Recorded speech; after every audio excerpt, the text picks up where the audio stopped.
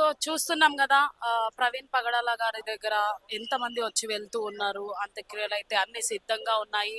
అనేక జిల్లాల నుండి వస్తూ ఉన్నారు, వెళ్తూ ఉన్నారు. ఇంకా కొంతమంది ఉన్నారు ఇక్కడ, వాళ్ళ ఉద్దేశంలో కూడా అడిగి తెలుసుకుందాం. అసలు ఈ యొక్క మరణాన్ని వాళ్ళు ఎలా తీసుకోగలుగుతున్నారు. సార్ చెప్పండి, ప్రవీణ్ గారి గురించి మీరు ఏం చెప్పాలనుకుంటున్నారు? ప్రవీణ్ పగడాల అనే వ్యక్తి మంచి వక్త, వాక్యం బోధించే సామర్థ్యం గల వ్యక్తి. ఈ యొక్క ప్రవీణ్ పగడాల యొక్క మృతి అనేది క్రైస్తవ లోకానికి తీరని లోటుగా కనబడుతుంది. ఎందుకంటే ఈ యొక్క ప్రవీణ్ పగడాల పైన కొంతమంది మా హిందూ సహోదరులు అని చెప్పవచ్చు. దానికి మూల కారణం ఏంటంటే రాధ మనోహర్ దాస్ గారు చేసిన వాక్యాలను, ఆయన చెప్పిన విషయం ఏంటంటే మనం తీరిగా మాట్లాడితే అర్థం కాదు, అంటే ప్రాక్టికల్గా చూపించాలి అని హిందూ సహోదరులను రెచ్చగొట్టే విధంగా మనం చూస్తున్నాము.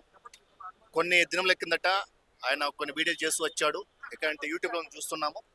కాబట్టి రాధా మనోహర్ దాస్ గారు ఈ యొక్క హత్య వెనుక ఉన్నారని క్రైస్తవ సమాజం నమ్ముతుంది. అదేవిధంగా మన కర్ణాక సుగ్న కూడా, ఆయన కూడా చాలా వ్యాఖ్యలు చేస్తూ వచ్చాడు. ఆయన ఒక హస్తం ఉందని మేము నమ్ముతూ ఉన్నాము. అదేవిధంగా కొంతమంది ముస్లిం సహోదరులు కూడా ఆయన చెప్పిన మాట ఏంటంటే ప్రవీణ్ పగడాల యొక్క నాలుక కోస్తామని, పెదవులు కట్ చేస్తామని వాళ్ళు చెప్తూ వచ్చారు. ఇది 100% హత్య అని క్రైస్తవ సమాజము నమ్ముతా ఉంది. కాబట్టి కొంతమంది యాక్సిడెంట్ గా చిత్రీకరిస్తున్నారు, యాక్సిడెంట్ అంటున్నారు. మరి అక్కడ చూసినట్టయితే మరి దీన్ని మీరు ఏ విధంగా అనుమానం వ్యక్తం చేస్తున్నారు?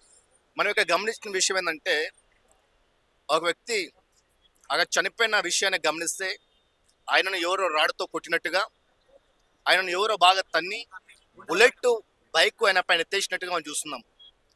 ఒక వ్యక్తిని అంతగా కొట్టారు అంటే వాళ్ళ లోపల ఎలాంటి విషయం నింపుకొని కొట్టారనే విషయాన్ని మనము అర్థం చేసుకోవచ్చు. ఒకవేళ ఎదుర్కొనే కెపాసిటీ లేకుంటే వాళ్ళ ఉన్నటువంటి హిందూ సమాజం అంతా కూడుకొని మాట్లాడడం బాగుండేది. కానీ వీళ్ళు అలా చెప్పకుండా చంపేసి ఇప్పుడు పోస్ట్ మార్టం రిపోర్ట్లో కూడాను వాళ్ళు ఏం చెప్తున్నారంటే కొంతమంది ఆయన త్రాగారని ఒక నింద వేస్తున్నారు.